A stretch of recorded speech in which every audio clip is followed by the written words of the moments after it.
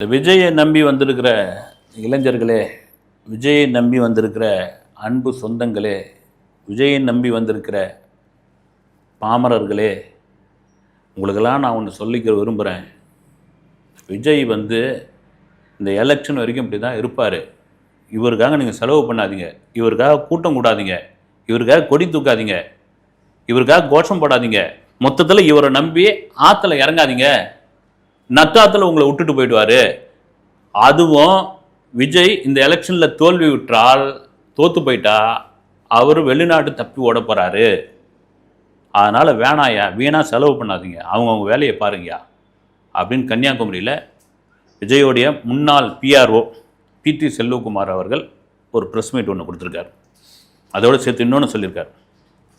இப்போ அவருக்கு திமுகவில் இணைந்தார். திமுகவில் இப்போ ஒரு பொறுப்பு பதவி கொடுத்துருக்காங்க. ஒரு குறுகிய காலத்தில் ஒரு பதவி ரைட், அது ஒன்றும் நம்ம மனுஷன் சொல்ல. எந்த கட்சியும் அவர் அதிமுகவுக்கும் போகலாம், தேமுதிகவுக்கும் போகலாம், பாமகவுக்கும் போகலாம், அவருடைய விருப்பம் அது. பிடி செல்வகுமார் அவர் சொல்கிறார், நான் 35 வருடங்களாக விஜயோட பயணத்துவேன்.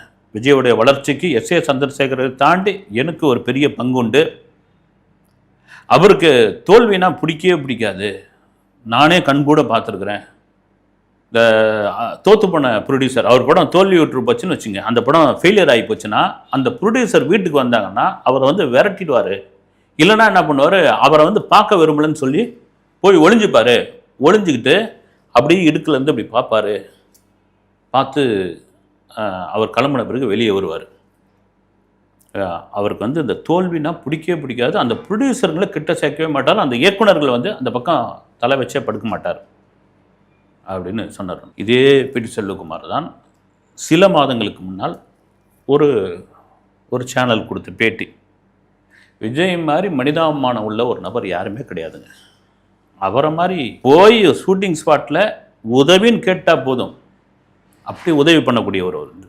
நானே பல பேர் உதவிக்கு கூட்டு போயிருக்கேன். நெஞ்சில் ஈரம் உள்ள ஒரு நபர்.